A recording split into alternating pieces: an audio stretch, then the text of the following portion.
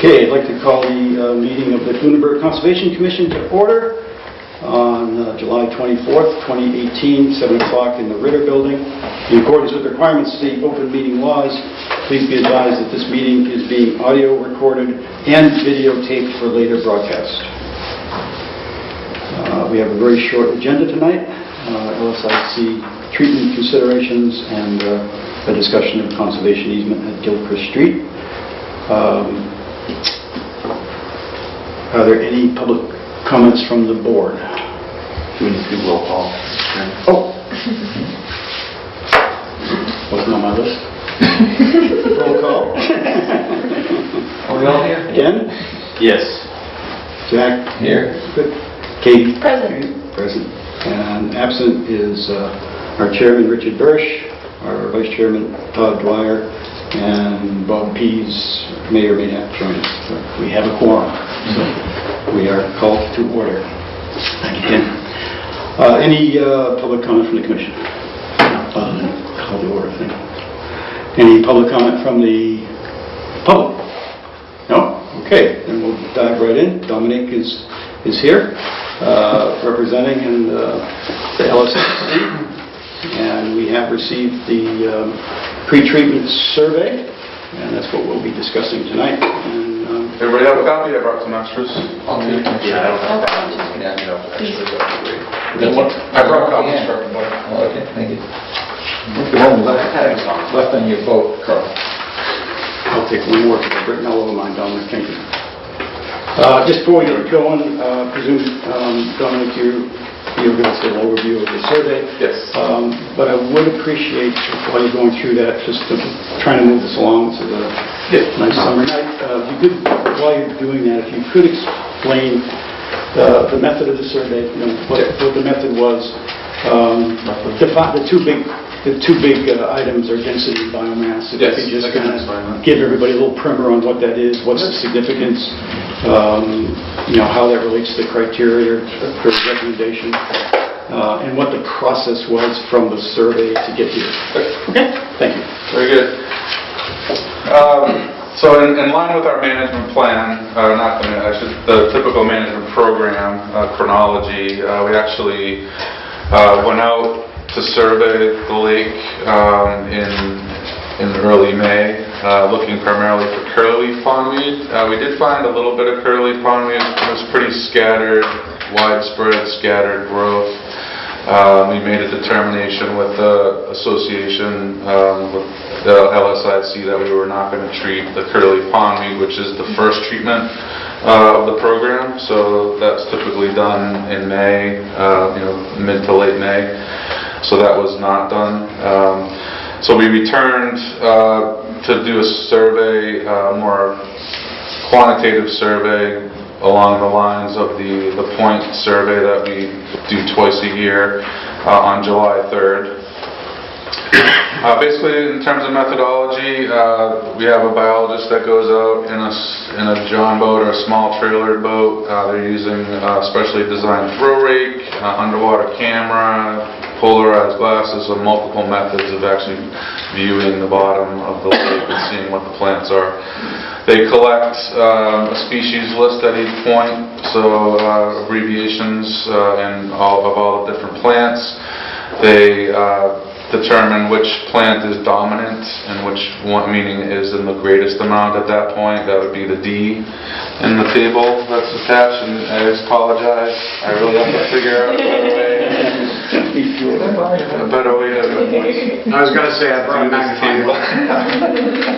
If anybody has any suggestions, because this table it has to kind of stay together the way it's set up, so it's hard to split it into two pieces, but it's even hard for me to read. I'm getting old, so D is dominant, meaning it was in the most abundant at that point. X is noting that it's present. We also do. Hi, Joanna. Hi, Dominic. At each point, we're also doing a plant density index. So plant density is basically the percentage of the bottom that's covered with plant growth. So anywhere from 0 to 100%. So that's it's a kind of a two-dimensional measurement. 50% of the plant, 50% of the bottom, and around that point is covered with plants. And any plants, it's all the plants together. Biomass is the third dimension of that. It's the height of the plants, and it's basically how much of the water column from the bottom to the top is filled with plant growth. The indexes are in measurements of 1 to 4. 1 in general terms, 1 meaning 0 to 25% of the bottom is covered for the density, 2 25 to 50, 3 50 to 75, and 4 75 to 100. The biomass index also in terms of 4 number scale, 1 meaning bottom cover, basically resting right along the bottom. 2 meaning less than halfway up through the water column, 3 in the upper half of the water column, but not at the surface, and 4 basically topped out growth. So also, I mean, there's some summary statistics here. So for each type of plant, there's the number of stations that plant was present. In terms of numbers and percentages, and the number of stations where it was dominant. So for fanwort, for instance, the top line, it was present at 23 of the some odd 65 points, or 35% of the points, and it was dominant at 14 out of those points, or 21% of the points. That's how it's sorted, dominant? Yes. Okay. Red indicates a non-native species, so fanwort, European naiad, and curly-leaf pondweed are the 3 currently observed. There's also been milfoil, variable and Eurasian milfoil in the lake. There was not any of that observed at the points during this survey. Per the lake management plan, I mean, the idea, the basis is to manage any non-native species. For some time, the LSIC has decided not to manage fanwort. They're primarily looking at the drawdown to help manage fanwort. It's a very difficult plant to control. It's fairly widespread, although it does vary from year to year. Depending on how effective the drawdown was and how the clarity progresses over the summer. But currently we're not managing the fanwort, so we're managing curly pondweed, milfoil, and European naiad. Per the lake management plan, any area with invasive species is a candidate for treatment, and any point or area that exhibits greater than a 3 or 4 index of biomass or density is a candidate for treatment. So basically what I did on the map, which is page 2, the yellow X's are basically the locations of points where either the density or biomass index was 3 or greater. And the little lightning bolts are areas where we observed an invasive species. Now, we don't just go through and just kind of blindly do those criteria. We also take into account the location of the plants. So if they're an indication of a high-density native plant along an undeveloped shoreline, we would not treat that. In this case, we obviously, as you can see from the map, there was quite a few yellow X's, which means 3 or greater density or biomass, were chosen not to be treated. As we're looking at this map, right at the northwest cove there, those actually triggered the 3s, but those are actually 3 density, but the biomass was a 1 because they're Cara and Itella, which are macroalgae species, bottom growth. There's really no need to be treating that. We did those lightning bolts in the middle there, 62, 63, 59. That was triggered by the spiny naiad, which is also, it is a non-native species, but it's not a super aggressive species. it was in a very expansive area that would have required us to treat a large portion of the lake, which we didn't really want to do. So what it was really boiled down to, after taking everything into account, was the red hatched areas of the areas that we're recommending treatment. And again, those are based on the criteria established in the lake management plan, and also the makeup of the composition of the species and its location in regards to high use areas of the lake.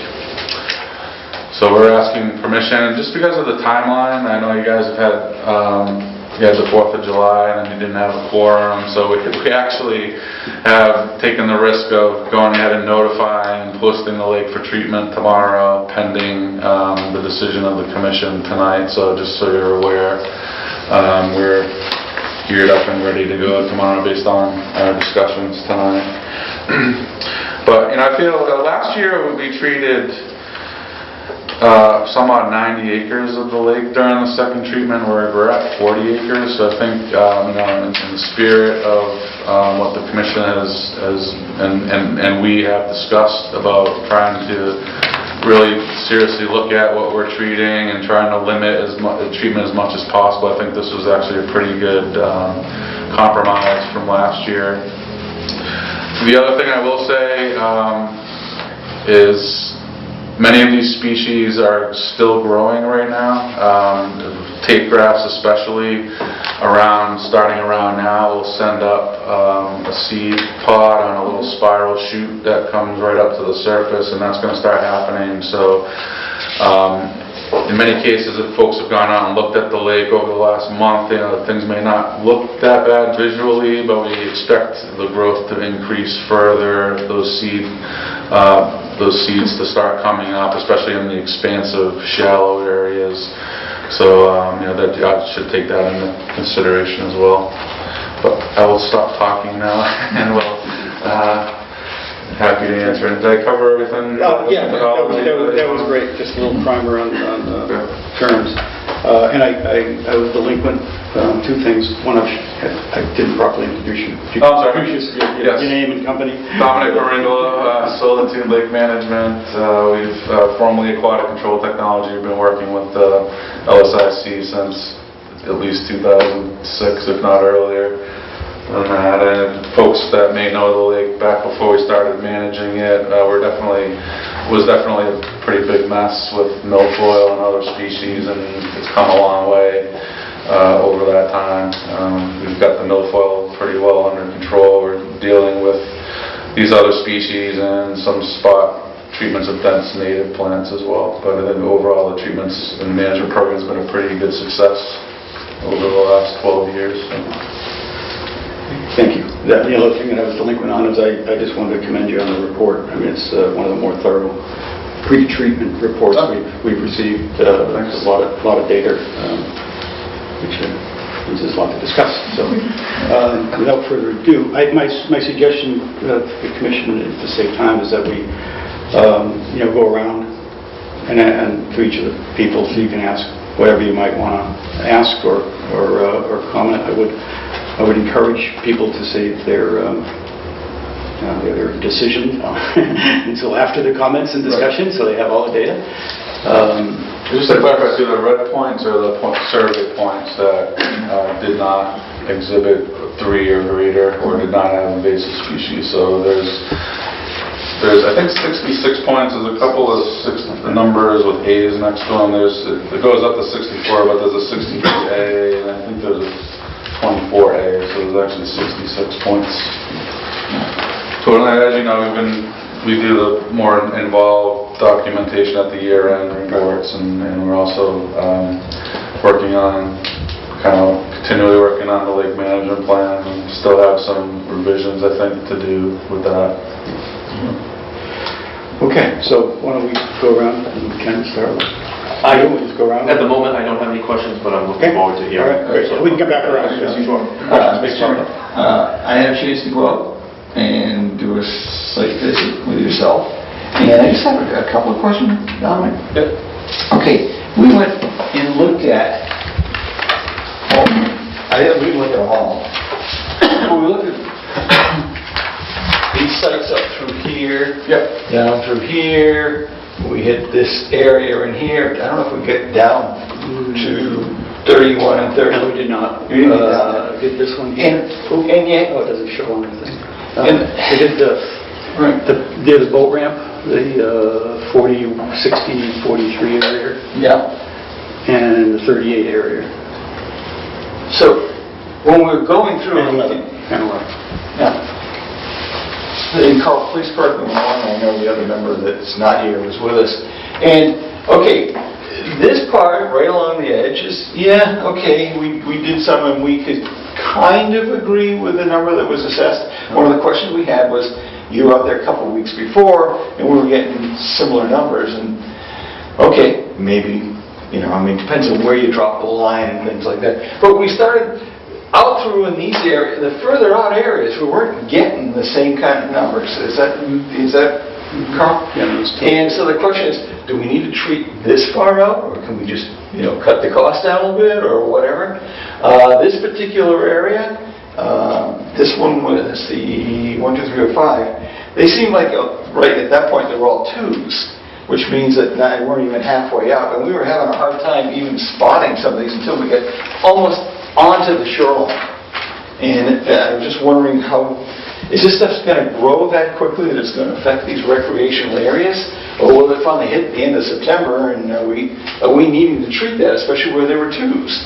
And then again, there's a couple of areas out through here that we thought, okay, maybe you're going out a little bit further, but you're the experts, so, well, so tell us. Yeah, so I mean, you know, some of this is based on past experience, and again, you know, these plants are still developing. The tape grass especially will send up that seed pod, and we have been working on the lake for a number of years, and do know that those particular areas that you were talking about. So it's a little bit of a judgment call in terms of the points. Obviously, there's only 66 points. The lake's very big. We can't have a point everywhere, so you know, the resolution, I guess, of the point grid is not as great as it could be if we spent lots more time out there. So we do have to, in between the points and around the points, you have to make some judgment calls based on past experience of seeing the lake in the summer and knowing where the plants grow and how bad they can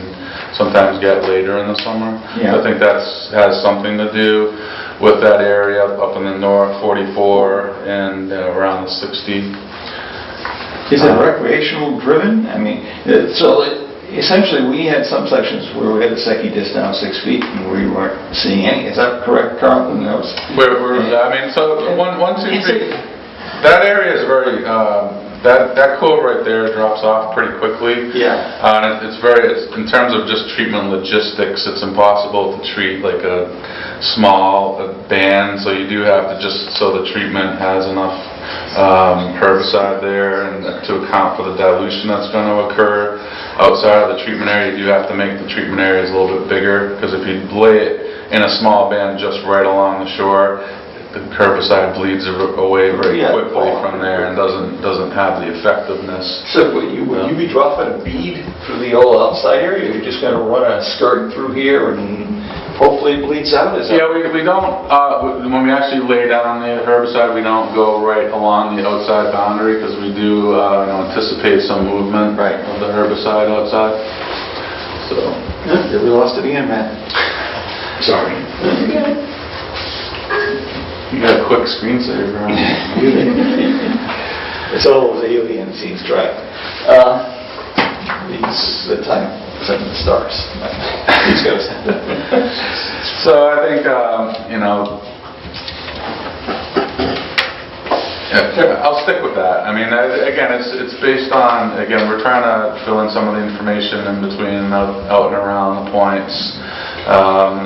We do base it on our historical knowledge and observations that we've made over the years, and knowing where these plants will be in a month, if we don't treat some of those areas, because the tape grass will continue to get worse, and the naiad will to some extent.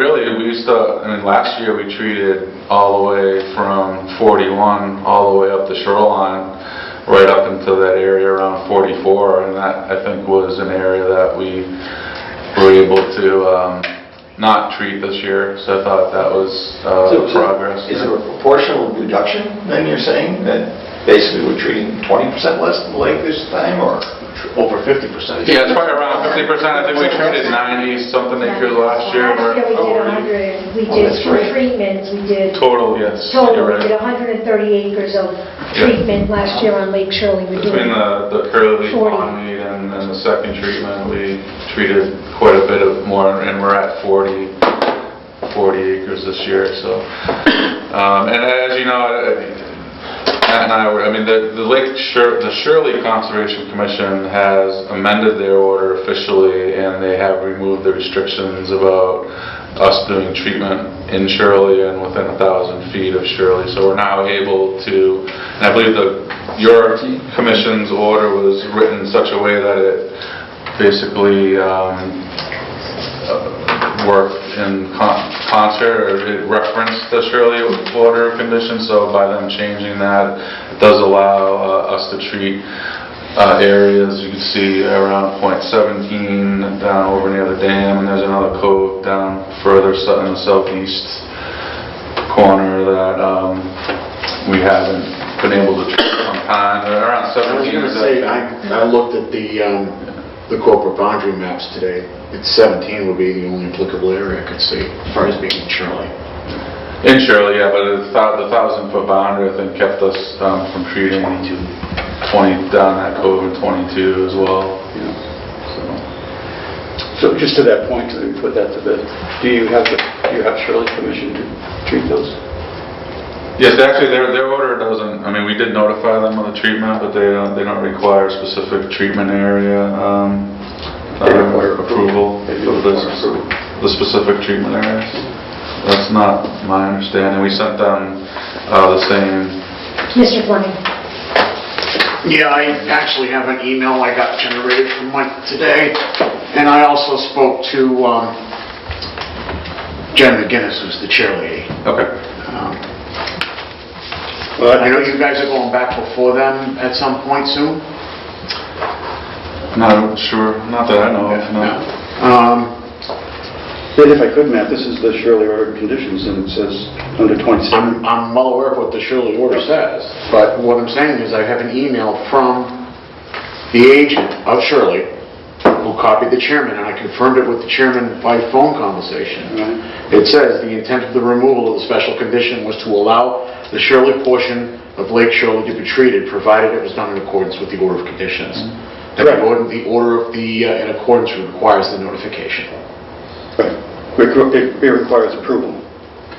The order of conditions, item 27, says prior to commencement of any work on the site, the owner or his designee shall submit to the Shirley Conservation Commission for approval a detailed sequence of application with a timetable and information on dosage and location. Which one are you looking at?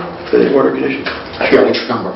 27. Yeah, I mean, we submitted the plan. I mean, the approval there does not necessarily mean that they require us to go in a public hearing and meet as we do with you folks. So, I mean, it was acknowledged and received that the plan was given to them, so.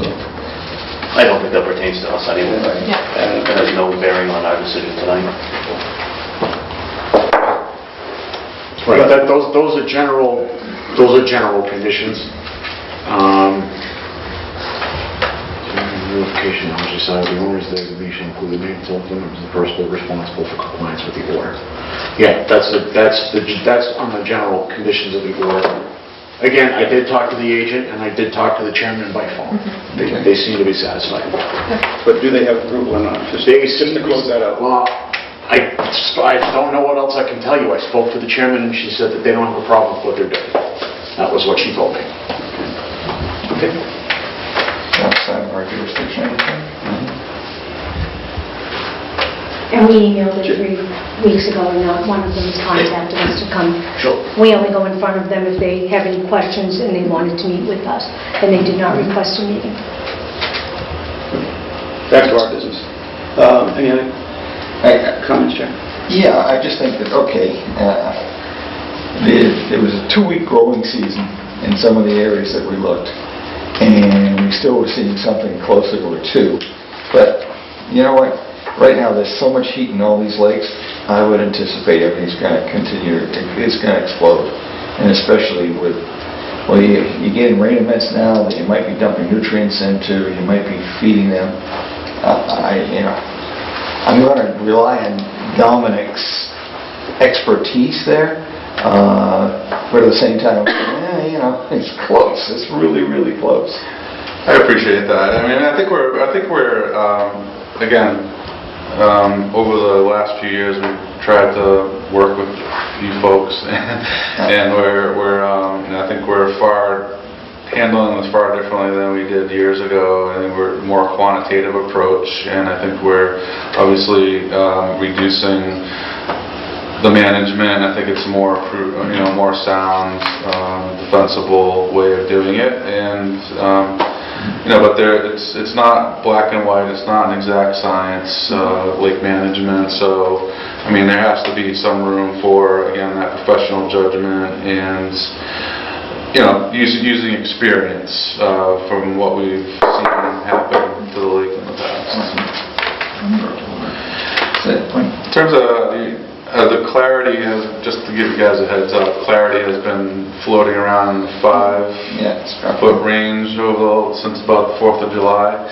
So we're monitoring that very carefully, and we're got fingers crossed that it doesn't get dip down. But when it does drop down below 5, that will trigger additional locations for Secchi disc readings, and also weekly algae samples to be submitted to the lab. So, I do have one other question. Yeah. Is zone 11? 11. So 1, and did we get to that point around Yes, we did. the point? And that's where you didn't see anything. So, how do you decide to treat a 1? you didn't see anything? Yeah. Well, we didn't get real close into the embankment, but I can answer that because I went back there today, because when I looked at my notes, I said, Jesus, we didn't see anything, and it's thing. So I actually went for a swim there today to dive down and see what's really in the water. There is nothing in the water column. There is pretty good density, that's the term, on the bottom of the muskgrass, I think it was. But it doesn't come up over, it's less than 2 feet off the bottom. So there's everywhere in that area, and I swam around the whole thing with my little flippers. Everywhere in that area, there's at least 4 feet in the water column from the surface that is clear of any vegetation. And what's on the... Yeah, I mean, it's hard. I understand what you're saying, but at 11 we're showing fanwort, tapegrass, bladderwort dominated by stonewort and thinly pondweed, and there was a 3 and a 1 biomass. So you're right. The bottom cover is high, and the biomass is low, so it was very low growth. And there were a couple, I did swim into a couple fanwort that were coming up a little closer to the surface. Yeah. But the treatment isn't going to touch won't fanwort. touch that anyway. So No. fanwort is a non-subject here for treating. Yeah, I mean, as much as I would like, I didn't go through and thoroughly analyze every single point. So I tried to the best I could. I mean, that point may be one that we. Because the 12, which is point on was this? shore, this is up in 11. 12 didn't show anything, which is weird. I think 12 is much closer to shore, probably on a shallow, sandy point. It's a little more in the corner. I swam that entire area you treated, you're proposing to treat, and there is nothing within the first... I mean, I think I can agree to remove that, if that's okay. No? Hi. I mean, I kind of, that was one that I do see. Zone to tell us where we need to treat, so then we've already paid Dominic to do that, so it's a little... Excuse me, can I ask what area you're talking about? I can't It's see a it big from sandy beach, Wait a minute, used to call it Credit Beach. 11 and 12. Pier Beach. Yeah, there you go. I couldn't think of the name. Okay. Right there. He's got a little floaty dock out there. Yes. And there's just nothing there. And 11 and 12. I see it, thank you. You're welcome. Thank you, Matt. I told my wife this computer wasn't a waste of money. And so the other question I have, Dominic, is Zone 31. And again, if I'm reading this right, I got a 1 there? Or am I? Yeah, so I think this is where I probably took more liberty in terms of knowing that area of the lake and how shallow and expansive and how bad the conditions have been there in the past. So, we were justified certainly at number 30. Yeah. And just knowing the area. So if I could contribute, to begin with, for anybody who watches this later, can't see the screen, that's the area we used to call Millionaire's Cove that we're talking about now. And I did go back to that after too, Jack, and it's around the perimeter here, for sure. Pretty much from here around the perimeter is, I agree, it's saturated. It's a biomass of 3 or better. It's getting to the surface. However, everything from there on up, I couldn't find anything in the water column. I mean, again, that's probably one of the worst areas of the lake that we've seen, and tape grass. Okay. It probably is. It's in there. It's very, obviously, it's a sizable area. It's very shallow throughout. There's no real depth contours there. It's very flat and expansive. And when the lake's been at it's definitely one of the worst, probably the worst area of the lake. When you get that heavy growth, that is the one area that you will probably, that'll be the one that you remember as the worst area. Mr. Chairman, I would defer to his expertise if that, if we think it's moving across, but again, it showed up as a 1. Could you take a look at that again? Yeah. And then, Mr. Chairman, I think if he comes back and says, Dominic comes back and says, yeah, I really do want to treat this based on my past. Well, they're treating it tomorrow, so. Yeah, no, we always, one of the benefits at our company is that we typically have applicators that are, I don't sound educated, but they're not, we don't just hire these chemical slingers. The biologists and whatnot do the work, and then we tell them what to do. I'll be doing the treatment myself tomorrow, and I always go back through and look at the plants and check the areas, not thoroughly with a camera and a rake all over again, but I do kind of go through and check the areas, because I didn't do the survey. We had one of our biologists do it. I reviewed her data, I reviewed her pictures, I talked with her about it, so I understood what was going on. And I will typically check all the areas again. Yeah. So there's certainly not a reason to be spraying or putting chemical down, needlessly. So if I go out there and check, and we can just do a perimeter treatment there, I think everybody will be happy. It'll be less cost, and it'll still achieve our goal. So. By the way, I have super high confidence, because I read where you actually told one lake recently that you didn't want to spray chemicals. They didn't need it, which was a nice thing. We do that sometimes. I don't remember which lake you're talking about. I just read about it, and so it was a good thing. And so your credibility's always been real good, and I totally support if based on what you're saying, that this is going to go to hell in a handbasket pretty quick with it. It has the ability to do that, especially that area. So I think that's why I know that's why I wanted to, took probably a little bit of liberty there, making the area a little bit more extensive, because I've seen that place at its worst, and it's pretty bad. Especially when you get the seed pods that come up to the top, and you can literally look, entering into that cove, it just looks like a field of plants coming up out of the water.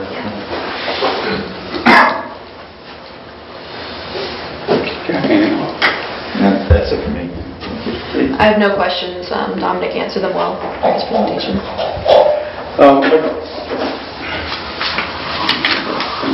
One just a very high-level question, it's the same one that the chairman had remotely, is that, I mean, this is the most devoid of weeds in the water column that I've ever seen the lake, other than maybe the year after the big algae bloom. Is it possible that something else is going on? Because it's uncharacteristically lacking weeds. You know, there seems to be, even where we see them, they're mostly ground, you know, down at the bottom. And I can say, like area 17 today, where I did find some, you know, biomass 3 spots, which is probably where she, you know, happened to throw the rake. But even there, and I forget the kind of weed it was, I'm sure, what was it, 17? It wasn't the muskgrass, it was the other one. Bladderwort. It was a big clump of that, but it was brown, it wasn't vibrant. It was like it was this big clump of dying stuff, and then when I pulled out the bottom, half of what came up was brown and dying. It wasn't green and vibrant and growing. The certain types of bladderwort have more of a brownish color, right? I know what you're saying. Was it kind of brownish black? Yeah, exactly, yeah. Bladderwort also doesn't really root very strongly, so it tends to float around, and sometimes the bottom of the plant will die off, and the tops will be a little more green color. So is it chances something else going on? Like, if it's something maybe we're not monitoring, some other parameter? Because there's something different in the lake this year. You know, a lot of times, you know, there's a lot of things at play. There's the drawdown, there's clarity, there's, you know, weather, and a lot of times those factors can kind of combine in different ways that it's really hard to model or track. So, I think the treatment areas reflect that, and you know, if we did do an extensive treatment last year, and we've obviously reduced it significantly this year. Maybe a situation where you know, it could have been the types of clarity, you know, the clarity that we had last year, you know, the winter. I mean, so what's the height of the water this year? Was the water a little higher than what it normally would be? I wouldn't even know. Do you know, Joanna, has the water level been? Ron just said it last Wednesday's meeting, 2 Wednesdays ago. I can't retain it. I think it was just slightly going over at that point in time. Because I know a lot of years we've been dealing with this, especially the last, like 2014, 2015, and part of 2016 were in a severe drought, so levels were a lot lower. And levels were a lot higher now that I've noticed in a lot of the lakes in this region, and that also could be contributing to part of it. Yeah, also warmer. Yeah, it's been warmer, but it's also, I mean, Lake Shirley always has that early season decrease in clarity that we see that blip in the spring, where there's usually a diatom or cold water algae bloom. Sometimes even something as simple as that, and when it occurs in terms of the growing season of the plants, can shift things. So I mean, there's so many different things at play. It's hard to say in any one particular year really what's going on. I was just looking if there's any other, and I just throw out food for thought, is there anything else we should be looking at? And I'm not aware of much, you know, water quality data, you know, the dissolved oxygens or pH or, you know, other parameters, water quality parameters. You know, I mean, I think I sent you Ken's report, or were you able to send it around? Yeah, so I mean, there's 2 years of good data, dissolved oxygen, water chemistry data in that report. So yeah, we get it like a year or two late. Now I'm talking about what's going on this year. Right. Something's going on this year, in my opinion. But okay, just food for thought, because it's you know, and it sort of chews up the other part of my. Just a question in pH collection process, Mr. Chairman. In your pH collection process, do you go down multiple depths, or I know you do it at the outlet and the inlet, and do you do in different sections or anything? Like through the water column? Yeah. Not typically, no. I mean, there's usually not a lot of variation along the Maybe water in the column. columns? Right at the, maybe right at the bottom, because you have a lot of solids and stuff that have settled That's where it all out. settles in. And if you got boats that's spinning it up, you're pushing it back up. And I know that, you get this pH cycle that you're looking for, and that's why drawdown is so important, is that essentially, as the water starts to cool, right, it turns into, ready to turn to ice, it starts dropping, and it pulls the heated water up. And more often than not, if you've got phosphorus, usually sitting in the lower sections, it's pulling it up. And if you really do a really good drawdown, well, you're pulling that water out. And phosphorus doesn't come in via the air, it just comes in via water, and concentrations have a tendency to accelerate. And then they sit in the bottom. And if you've got a lot of boat action, well, that's why you've got it evenly distributed. Well, there's only a really small part of the lake in the South Basin that actually will stratify truly for most of the summer, right around here. Yeah. So any kind of phosphorus release you're getting throughout other parts of the lake is very temporary. It mixes constantly throughout the year. But you will get that kind of turnover effect as you're talking about in this area. That stratification will break down in the fall.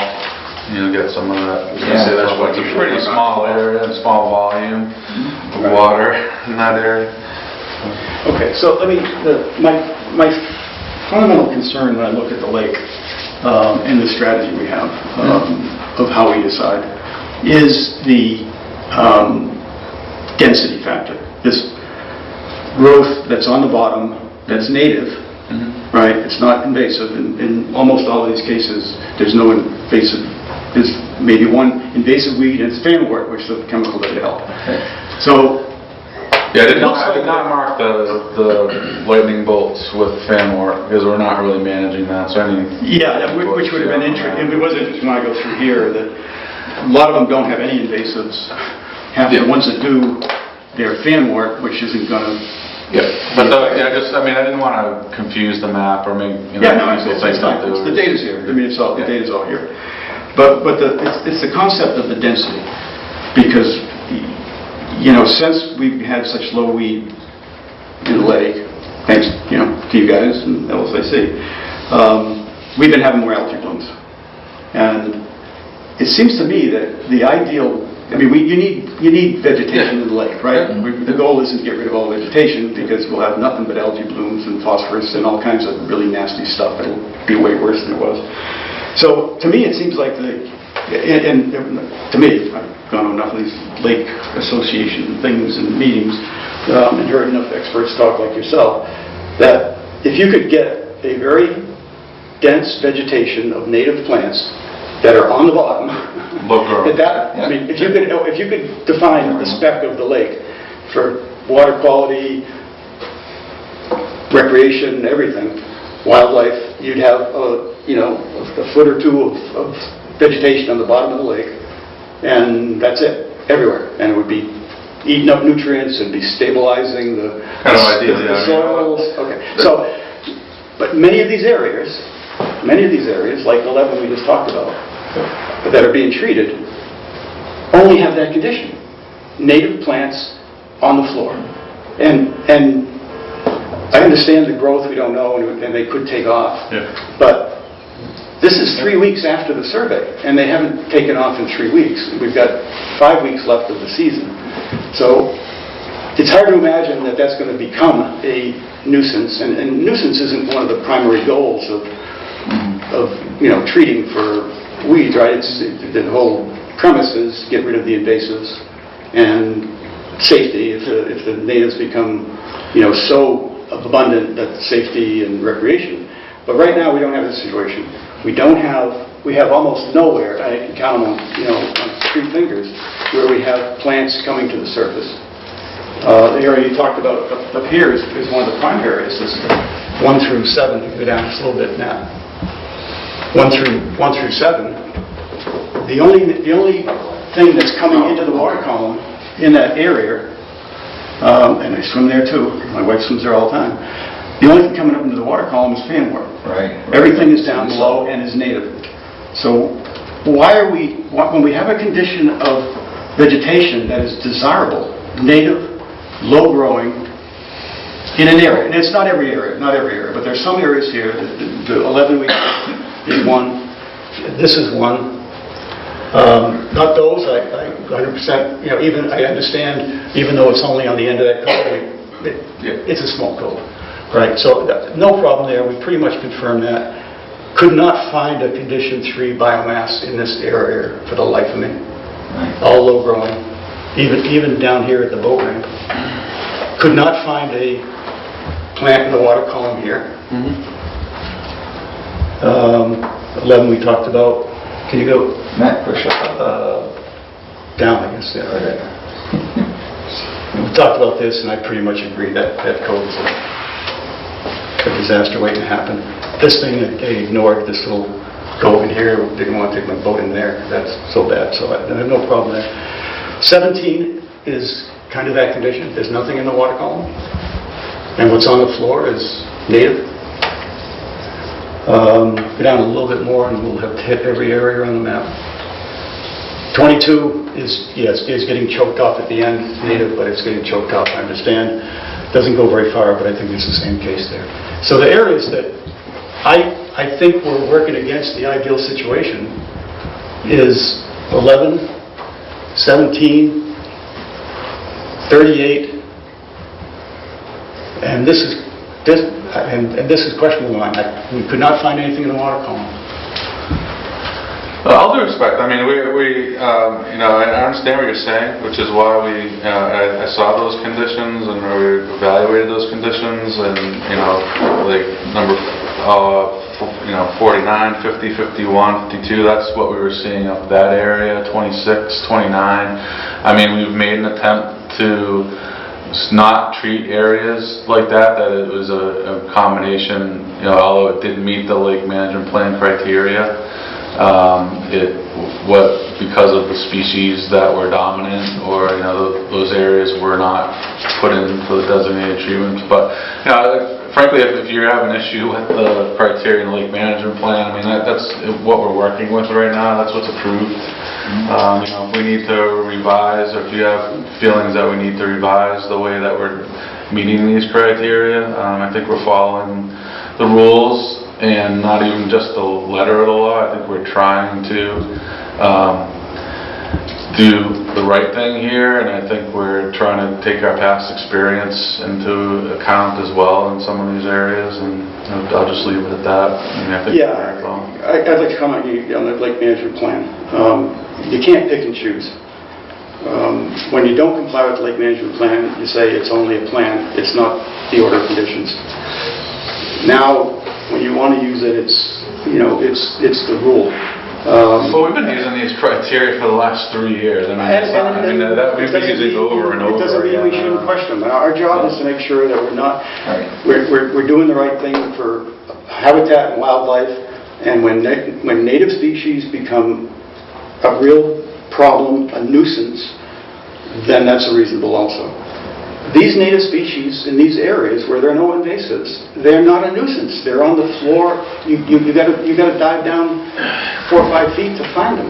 So it's reasonable to question the criteria. I think that's our job. You're not questioning. Frankly, this is our plan. Please approve it or deny it. I don't appreciate that you're going to go out and redo everything that we're doing and telling us that we're wrong. Good for you. I'm tired of it. I mean, this is our plan. I'm done talking. You're going to approve it or not. I'd like to frankly. If I could, Mr. Chairman. Okay. I did something interesting the other day. I went into the GEIR and I did a word search in terms of algae blooms. And because I'm particularly interested, because we're working on the drawdown over to the lake. And there was, when I went through all the algae blooms, they were always associated with some sort of herbicide treatment. There was nothing that showed up with regard to drawdown, and then was the table. So I think where we might be trying to come from is, if the more we can drive that down, the less likelihood we'll see algae blooms as a result. I understand that. Yeah. Oh, I know you do. There's a lot. We're balancing a lot of things with this lake. So I mean, it's You know, if you look at the study that Dr. Wagner did, there's multiple sources of nutrients in this Right, lake. that's the problem. You know, but we have to be cognizant that this is a man-made lake as well, and there's a lot of houses around it. This is not just a wildlife lake, and we're trying to strike a prudent balance here, I think. So. You know, Mr. Chairman, it's been really good progress made here, and I think we're getting to the point, you know, when we got to do this tomorrow, we don't really know what's going to happen with regard to the heat. And all of like recent rain events that would be, you know, you've got 25 square miles of watershed sitting there, and half of it's cow country, right? So we don't really know what washed in, and you're putting into some heated soup. I would think that, you know, we could work towards an understanding that maybe next year, Dominic, we can have a conversation earlier, and we can all go off together and say what really makes sense. I don't know, Mr. Chairman, I think at this late moment, and I can tell you that We try to do the survey as late as we can, because we want you folks to realize we do the survey too early. The plants haven't reached the growth stage where we're going to meet, even though we know in a month, in 3 or 4 weeks it will. If we do the survey too early, we don't have the data to back. Can we go out next year, maybe we go out with you? Because you did it on the 2nd, I believe, of July? July 2nd. Yeah. And if we could be part of the witnessing process, then that would be good. That would be helpful. Start your own business on that. No. We'll tag along. But I think that way we can get an understanding of how you're thinking. And I just think I would support at this point, Mr. Chairman, with a couple of mild modifications that we've made. I'd support moving ahead with this, but with the understanding that we're going to keep making progress, and there might be a better way to do it than what we're doing right now. And we like Dominic, and we love you actually. And so I think that why don't we, if we can have an agreement next Jack, year. if I may interrupt. Yes, sir. I think to cut to the chase on this is that they're going to have to refile another notice of intent in the fall. Okay. So these issues can be discussed during the notice of intent process. Okay. Yeah. So what you're bringing up is some good argument. You've got some valuable points, but I think the timing isn't right now. I think because their order's going to expire. This is their last year for this point. Right. And then it's a whole new ballgame after that. Yeah. And I've been discussing some of it lightly with Dominic, in all different venues, because there are orders that are running out all over the state. And the state's changed laws, and I'm trying to get a handle on it, and the DEP's doing a really good job. And I learned from guys like Dominic, Judy Schmidt, Caleb Slater, our friends, folks over at DCR. In fact, the chairlady of the Shirley Concom she works for DCR. Yeah. This is kind of what she does. Not what Dominic does, but I mean, she's in environmental protection. Yeah, Dominic, you know where I'm coming from. I mean, like I said, if I go out there and I'm driving the boat and I'm going over acres and acres of bare ground, I'm not just gonna dump the chemicals in there. I do got one suggestion for the microchart. How to read it? Yes. Yeah. We'll get you D-size drawing if you want. It works. There's got to be a better way. I feel like Mr. Magoo with this thing between the glasses and going like this. With that understanding, I'd ask that you folks approve the plan as is, and we wanted to proceed tomorrow. So to that point, I have a procedural question. Do we have verification that the public notification has been done? It has. I've seen it. I saw it. Yeah, I've seen it in the Sentinel, I believe. And when was that? I want to say last week. I can't remember which exact date, but I did see it last week, at least, if not 2 weeks ago. I saw it on Facebook. Yeah.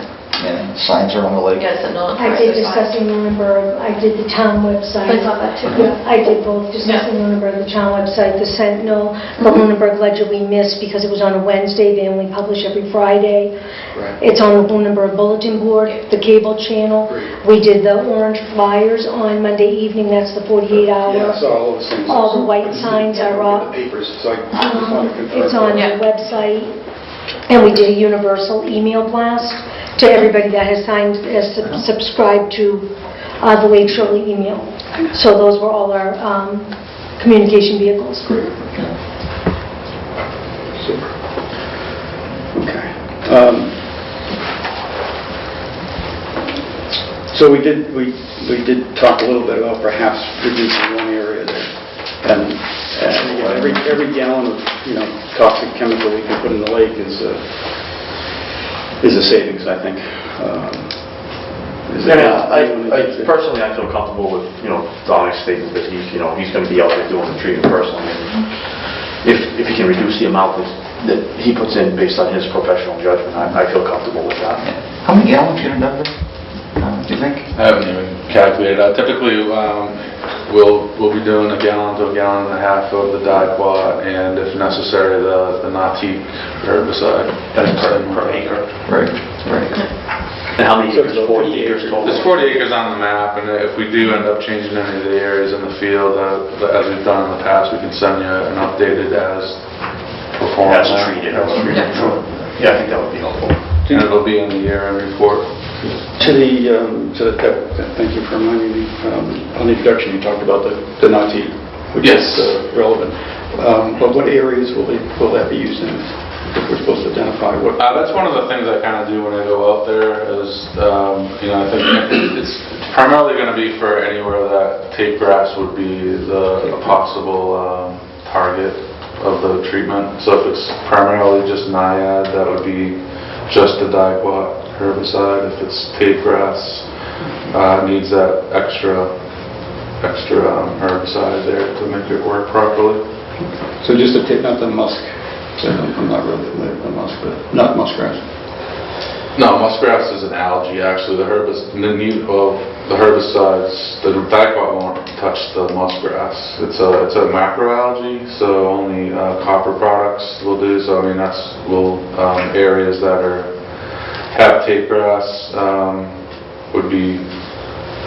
Muskgrass isn't a target specifically. So That was a major plant in many of the areas. it was a major plant along with the nine, but when that's all there was. That's the areas we've left off as treatments, and specifically up in you know, many of the areas that had yellow X's basically that we did not treat. It was either usually fanwort dominated or Cara muskgrass dominated. But the area we talked about, Area 11, unless my notes are wrong, which they could be. Area 11. Did it get removed? I'll stop talking about it. I don't remember anything getting removed. Well, we're showing fanwort, tape grass, bloodwort, muskgrass dominant. Muskgrass was dominant. I understand that, but So, and fanwort doesn't touch, so it's the... correct.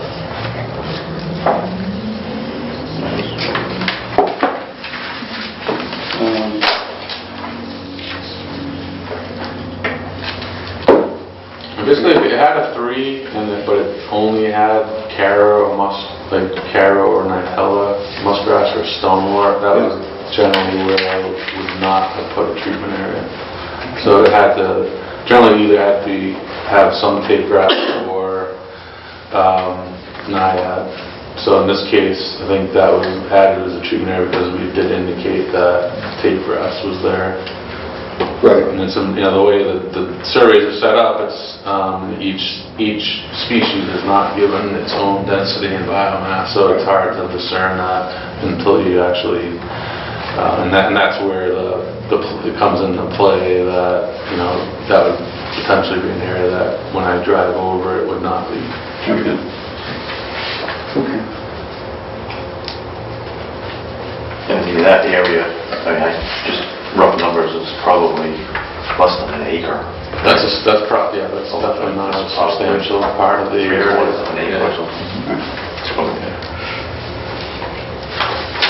Okay, any other questions or comments from the commission? I don't have any. And the only comment I would make is I appreciate the fact that you guys have done all this work and reduced the amount of treatment area by more than half that you did last year. And obviously that's based on the surveys that you've done. But I think that the surveys and the sort of thoughtfulness going into this is appreciated by me. So thank you. Thank you. Thank you. No, I appreciate it too, and I don't think a question. I'm more, and we can, as Matt said, deal with it. I'm more questioning the process and the decision process. Because at this rate, I mean, it seems to be working counter to what would be a healthy lake. A lot of native plants down 2, 3, 4 feet below the surface. Eating up the nutrients and clearing the water up and doing all those good things. And if we keep killing the native plants, we have a biodiversity issue already, and we should not be killing the native plants. Again, it's easy to look at a snapshot of what it looks like exactly when you were out there. I mean, we have to also take into account the way we've seen some of these areas in the past and what potentially could. But again, if there's nothing out there, we will happily cut back. I'm sure that spending less money is not, then people aren't going to complain about that. Yeah, Joanne is raising her hand. Yes. Because I want to thank Dominic as well, because his thought process was where this has been kind of a struggle situation, is that he sent someone else to do the survey, so a fresh perspective that doesn't know the lake, doesn't know the areas, doesn't every year go in the bulk thing, I know here, that did the survey and kind of had a new fresh eye on it as well to be able to substantiate those points. So I want to thank you for that too, because at first I was kind of upset with Dominic that he wasn't doing this, but you're not doing the survey, and he explained that where it's kind of like this, let someone else. Actually, that's a good thought. Well, that was a good strategy, well, actually. and that's why I want to commend him, because I was butting heads with them because, you're a guy, why aren't you out there? But then he said, that reasoning. So I thank you for that, Dominic. Thank you. Yes. Tammy Lovell, 579 Reservoir Road.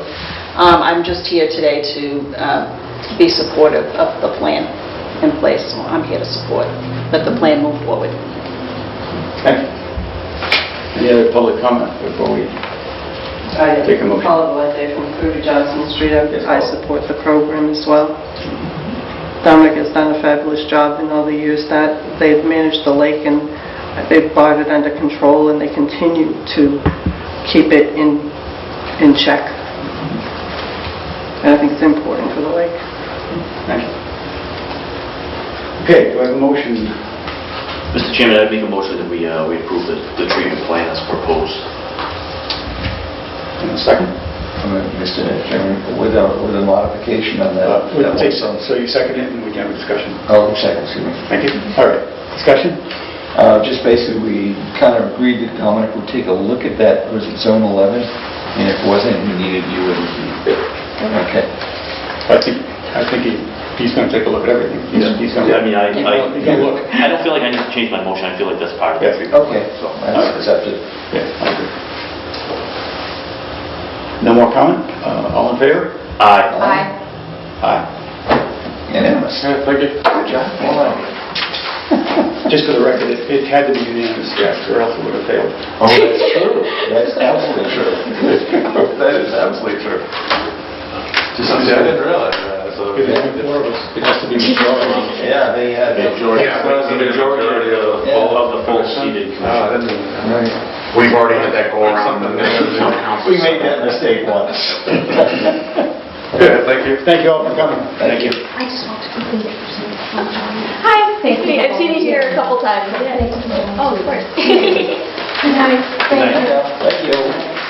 We had added at the last minute because there was no way of knowing it at the time the agenda was proposed, it was the subject that came up within the last 2 days. It was added to the agenda If I may explain real by quick. emergency, and you can explain. I've been kind of beaten over the head with the things. All right, essentially, you guys are familiar with what is currently in front of the zoning board of appeals. Yes. Now, the zoning board of appeals, which I believe is meeting tomorrow night, decides to deny it because there is one member that is against it totally. And if they can't get a supermajority, they've come up with discussing it with Mr. Hill and Rich and myself and walk the areas. Essentially, what would happen is we would still get the 7 acres. But instead, 2.3 acres in the back, protecting the brook, would be given to us. The remaining 4.7 would go into a, this includes a 50-foot access corridor along the Gallagher driveway. Would have a conservation restriction placed on 15-foot, right? Yep. Would have a conservation restriction placed on it with us as the holders of the restriction.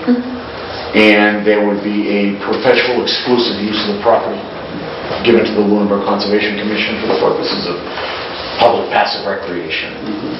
So essentially, it's really kind of like a backup plan. It would kind of accomplish the same thing, but it actually would wind up making him compliant with zoning. But yet he wouldn't. The property owners would have to work with us as far as the Yeah. conservation. I mean, I agree. I just, briefly read Richard's letter. Rich's take on it, and my take on it, is that it's better for us to have the 7 acres totally under control. I agree. Yeah. But this is if the zoning board of appeals discusses. Denies the special permit. So what are we being asked by whom? We're essentially just being asked to look at this as an alternative and see if we like the idea. As an alternative only. Rich wants the ZBA hearing to go through with the 7 acres right now. Right.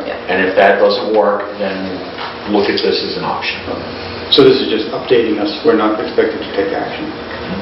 You really, no. I mean, if you guys are I just... wouldn't be comfortable with taking action, so I'm happy to hear you say that. I didn't post it, I didn't post it as a vote. Yeah. I couldn't post it as a vote. He can bring it in at the last minute, but we just can't vote on it. Yeah. But it's something I think we should take up. I'll put it on the agenda for next week's meeting. Right. If this vote fails, I'll put it on the agenda. You guys have the maps. You guys can all mull it over, email Rich questions. You know what I'm saying? Just guide me through the next phase of the process. ZBA meets tomorrow night. Yes. Once that yay or nay happens, we have to make a recommendation to the selectmen who have to enter an agreement with Mr. Hill. That is correct. So we would make a recommendation, To go, yeah. So we should probably put this on the agenda for the next meeting anyway. Yeah. Whether or not that passes. No, I agree. That's. Yep. So because we. I wasn't intending to put this caveat on it, Right. but it was brought up. So we need to make a recommendation to the selectmen to At that point. do the exchange or not. But at least we know, it's a little, it's legal, it's a little not according, not on the beaten path part of the time, but at least we know we have some type of an alternative we can turn to Yeah. to accomplish a similar goal. And obviously this hasn't had time to get passed through the town's attorney. Bingo. That might be the sticking point. Yeah. Okay. Well, no, I think that in concept, it sounds okay to me, and I think it essentially does the same thing, but it's not quite as clean. Right. Yeah. Not the desired approach. So if I might ask, what is the objection at ZBA? I went to the ZBA hearing, the last hearing. They didn't have a full seated board, and the chairman of the commission, or the ZBA, gave the applicant, the decision whether to go forward with their proposal and go with vote that night, or wait until they had a full seated board. And they decided to wait until they had a full board. Because based on what I'm hearing anecdotally, one of the members apparently tipped his hand as to how he felt, which was a negative. So it made the applicant want to just step back and wait for a I while. think we should Yeah. avoid further discussion on it. Can't come to any good. Yeah, but I mean, that's where they were at, Yeah. as far as why the hearing got postponed until... As far as who they're talking about, I have no knowledge at all, so I have no idea. There were some neighbors there that had, concerns over the project in general, I would say, and had some questions about this specifically, but they were more worried about the amount of houses and things like that, so... Okay. So since there's no more business, I'll open up public comment. Hi, thank you. Morning, it's Beth from 7 Root Street on Lake Shirley. Previously, we bought the property about 2.5, 3 years ago, and there was a concern about the beach and the grass, and I remember a lot of you about all of that. The grass is growing fine, everything is fine. But I've since learned that there's a property across from Shady Point where there's 2 new houses there, and that they were granted permission to put sand on their beach. And I was very concerned and confused as to why they were and we weren't. I can straighten that out for you. The answer is no, they weren't permitted. Can you clarify who they are? Because They're talking about Paul Gogan and David King. 665. Oh, of course. I'm thinking the other direction. You got it. Paul Gogan isn't putting any beach up. There's grass there. Grass is still there, grass will remain there. His neighbor next door had a pre-existing beach, was able to show the commission that it was a pre-existing sandy beach. Pre-existing sandy beaches are allowed. In your case, your beach was put in illegally by violation. By a previous owner. By a previous, well, you inherited, the violation goes with the property, it doesn't go with the owner. The owner goes away, you buy the property, that's the way the law is. And this is what we had explained to you then. For example, I can tell you that we had an applicant on Townsend Harbor Road that wanted to do the same thing, and we said no. They went ahead and put in sand anyway. That's since been removed, because the commission hadn't removed it. There was also a small fine levied. So it's not like we're doing this inconsistently, and I can understand you being concerned about that. And I'm glad you came to ask us that question. That does clarify a lot, and I'm glad you did. There was some talk, I thought, about revisiting that rule in the future, and I didn't know if that was on your agenda. Nope. You're all going there. Probably never going to be revisited. All right, okay. And this is not a condition that's unique to Lunenburg. I work in multiple communities in the Commonwealth and other communities that are blessed with lakes. Yeah. For example, I work in Westminster, which has Wyman Lake. Same thing with the Concom there. Won't allow new beaches, only maintenance on existing. Sterling, East Lake Washake, same thing there. Hudson's the same way too. Yep. Dudley, not Massapog Pond, Pierpoint Pond, same thing. Just curious. No, I just... Oh, thank you for coming and asking. It's good to clarify. You had me going for a minute there. Yeah, I was going to start beach hunting again. And my only other comment was that Dominic seems to be such a professional in everything that he's done, and I'm thrilled with the quality of the lake, and it seems to be getting better and better every year, like you said. So to have trust in this guy is amazing. I worked with Dominic for many years. He's a smart guy. Knows what he's doing. Now if we could just get more people to pay their membership dues, it would make it a lot easier for the Lake Association to foot the bill for all of that. Yeah. Hopefully the bill gets smaller all the time. Well, that would be nice, but still, it's not going to happen. We're doing fundraising and trying to get more money, but open to suggestions on how to get more people to pay. Well, I'll make a public comment on that regard yet. From a plant point of view, it's better. The quality of the water is not better. It's cloudier, it has more algae. Algae is a safety hazard, a health hazard. So, algae growth and nutrients are a serious problem for that lake that never used to be before. So we've got to find a balance between, the right amount of vegetation, because without the right amount of vegetation, we'll have algae and that. Right, but from what I've heard from my neighbors that have lived there forever, they remember water skiing and literally boats getting tangled up with their motors in the weeds, and water skiing and coming off with weeds rigged all over them. So I'm thrilled that the property is being maintained, the lake is being maintained. I'm happy you're happy with that. Thank you. But the association has to balance their approach. They've got to address Understandable. more than just chemicals in the lake. Yeah, And that's what we're trying to work with them on, and that's part of their lake management plan, is to do that. And we're still waiting. Getting that 40% number is the ideal. Yeah, it's near 40, so below it. Anyway, okay. Thank you. Thank you. Thanks. Unless there's any other public comment, I would take a motion to adjourn. I'll just make one more comment. Go right ahead, sir. August 5th, I think I mentioned this at one of our other meetings, but we're having an event at the Pollinator Habitat on Hollis Road. Hopefully some of the state politicians will be there to kind of give a little spiel about what some of the legislation is that they've been doing to protect pollinators. So we should have, some media and some politicians out there.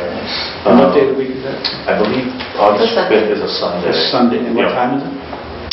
It'll probably be about 9:30 or 10 o'clock. We need to determine that, but it'll be sort of mid to late morning. And the address? 123 Hollis Road. And we'll be unveiling the pollinator habitat sign. Wow, everybody went ooh at the same time. You have your rain barrels in Show us in this crowd. There was a rain barrel there. Okay. It's currently being filled by a fire truck, but Oh, okay, what about the council? Did you get the council? I haven't got the compliment. So did somebody give me that motion? Mr. Chairman, I make a motion to be adjourned. Thank you, Ken. Second. All in favor? Aye. Thank you very much, and good night.